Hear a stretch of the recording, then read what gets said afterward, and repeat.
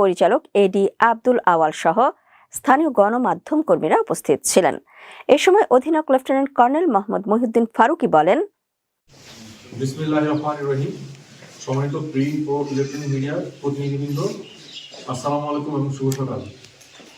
আজকের এই প্রেস ব্রিফিংয়ে উপস্থিত থাকার জন্য আপনার সবাইকে আন্তরিক ধন্যবাদ ও কৃতজ্ঞতা জানাচ্ছি। বর্ডাঘাট ইউনিয়ন এলাকায় আসন্ন গণভোট এবং ত্রয়োদশ জাতীয় সংসদ নির্বাচন উপলক্ষে নিরাপদ, শান্তিপূর্ণ ও সুশৃঙ্খল পরিবেশ নিশ্চিত করাই আমাদের মূল লক্ষ্য। রাঙামাটির বাঘাইছড়ি উপজেলায় ৩৯টি ভোট কেন্দ্রের মধ্যে সাজেক ইউনিয়নের দুর্গম পাহাড়ের ৩টি ভোট কেন্দ্রে বাঘাইহাট ব্যাটালিয়ন ৫৪ বিজিবি স্বতন্ত্রভাবে নির্বাচনকালীন নিরাপত্তার দায়িত্ব পালন করবে।